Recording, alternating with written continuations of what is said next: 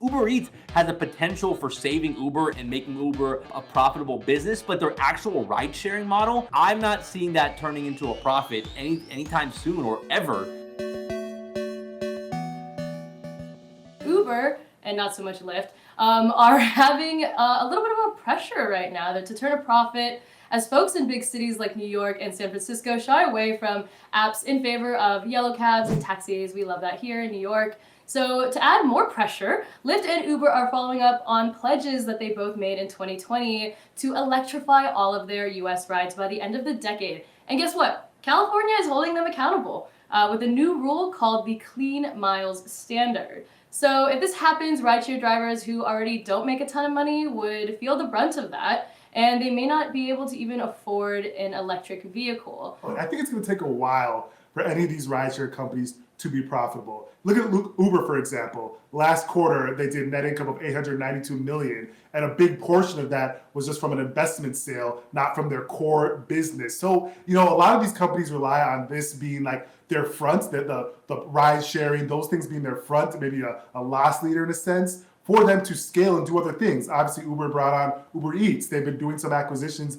in the Uber Eats division to kind of scale up that side of the business. So a lot of these companies are going to need to be kind of a do-all super app to ever reach profitability, because you're just not going to do it from ride sharing, because these are just like, the margins just don't make sense in these type of businesses. If you think about how it works, right? When you call an Uber and you pay for an Uber, let's say you pay $50 for an Uber, part of that money goes to the driver, part of that money goes to Uber. But it's so hard to really squeeze out the profit and keep prices low. The reason Uber was working before everyone was so excited about them was because they were operating at a loss, and they were able to do that because they had raised so much VC funding, and that's why we were able to take an Uber from Midtown to downtown for like $8 back in the day. Uber Eats is interesting, right? Uber Eats is actually a business model that might save Uber, because they're making Uber, the way Uber Eats makes money is because they take a cut from the restaurant. So when you order something from Uber Eats, they're charging the restaurant 20-30% of that order. They're also charging you delivery fee and also a service fee. So Uber Eats has the potential for saving Uber and making Uber a profitable business, but their actual ride-sharing model,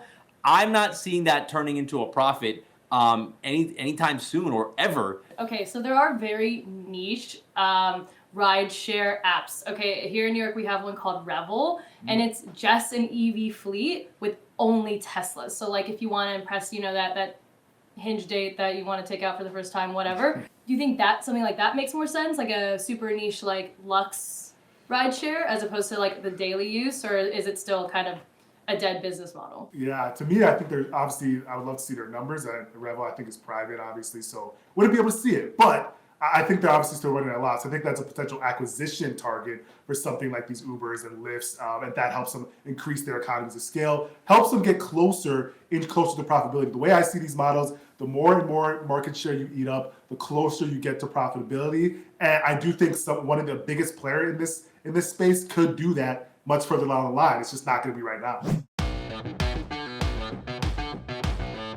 Tune in every day, and remember to like and subscribe, and be sure to hit that notification button. See you tomorrow.